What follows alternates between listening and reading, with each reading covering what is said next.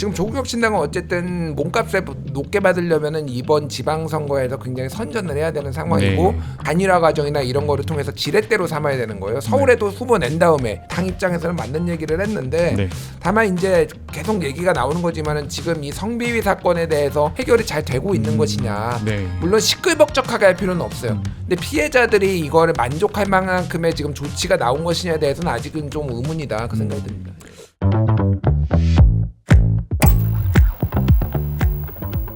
국민의힘에서도 사실 이제 민주당의 그런 입법에 대해서 여러 가지 좀 대응책을 고심을 하고 있는 것 같습니다. 그래서 장애 집회도 좀 이제 주말에도 열렸었고, 그리고 국회 내에서는 이제 필리버스터를 통해서 이제 맞서고 있는 상황인데, 뭐 일단 장애 집회부터 이야기를 해보자면, 사실 어제 이제 서울에서 있었던 집회의 경우 국민의힘에서는 15만 명이 참석을 했다고 이제 주장을 했고, 경찰 추산은 1만 1,000명이죠.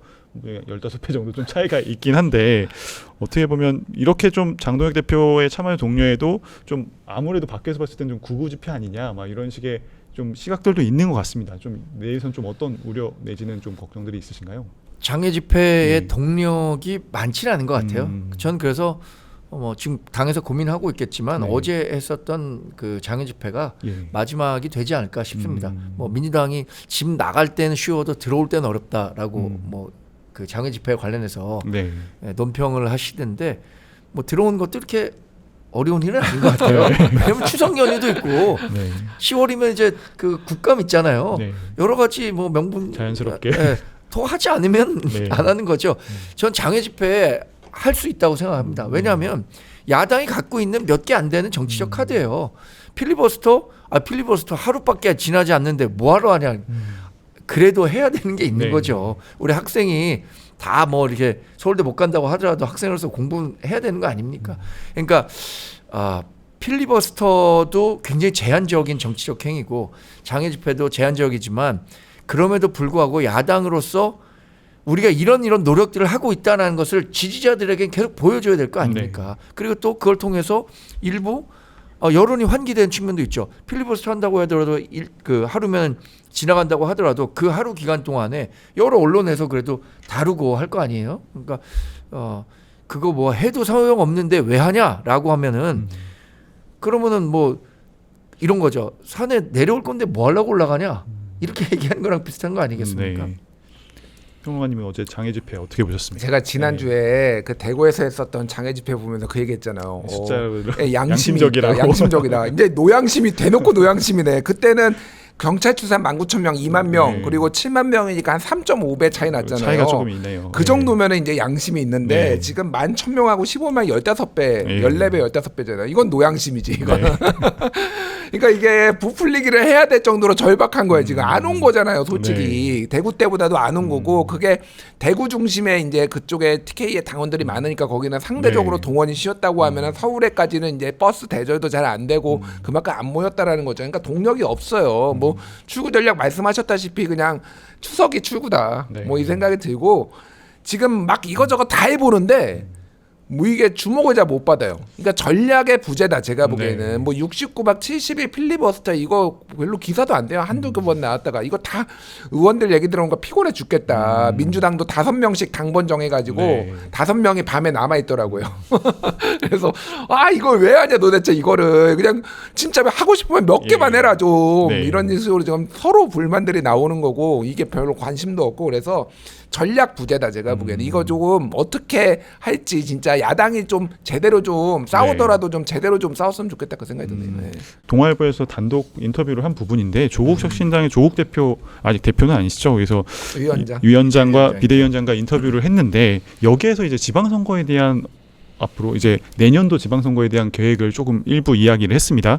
그러면서 이제 지방선거 전까지 민주당과의 합당은 없다라고 좀 못을 박은 건데, 뭐 이 부분에 대해서는 좀 어떤 두 분께서는 의도로 좀 분석을 하시나요? 저는 8월 15일에 조국 전 대표 지금 비대위원장 사면 복권 됐을 때부터 네.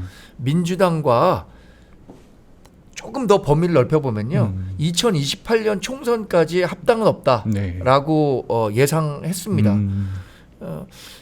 조 전 대표가 조 비대위원장이 지향하는 바는 2030년에 자기가 대통령이 되는 걸 거예요. 네. 그러면 2016년에 안철수가 갔던 길을 그대로 가려고 할 것 같아요. 그러니까 본인이 그 총선에서도 더 많은 의석수를 받아서 자강한 후에 네. 그 다음에 민주당과의 1대1 그 대선 후보 단일화 이 협상에 나설 가능성이 크다고 보기 때문에 네. 앞으로 뭐 당이 조금 어렵더라도 어차피 2028년까지는 본인 임기가 그러니까 그 12명의 의석수가 확보된 거잖아요. 네. 그러면 오늘 그 동아일보에서 언론 인터뷰한 내용 그게 2028년까지 그대로 그 이어질 가능성이 크다고 봅니다. 네.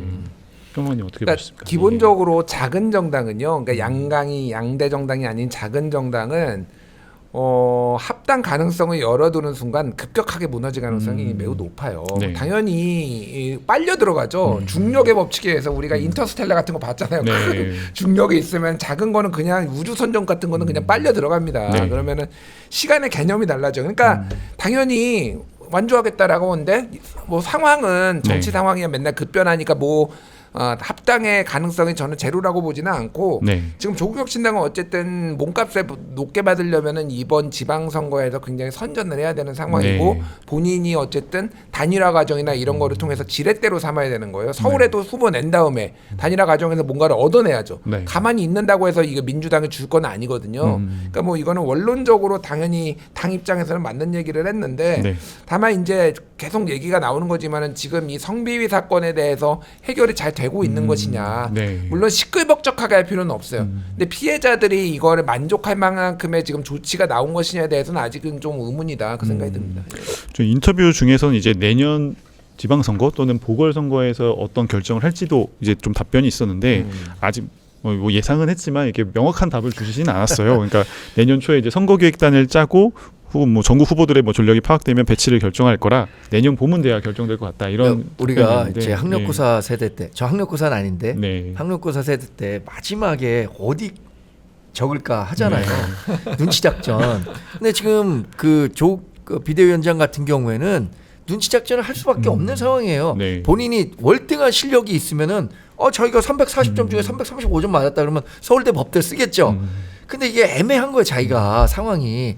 민주당 눈치도 봐야 되고 국민의힘 눈치도 봐야 되고 이 지역에는 누가 나올 것 같은데 이런 지금 그 눈치를 보고 있기 때문에 본인이 갖고 있는 생각을 얘기할 수 없는 거죠 지금. 네.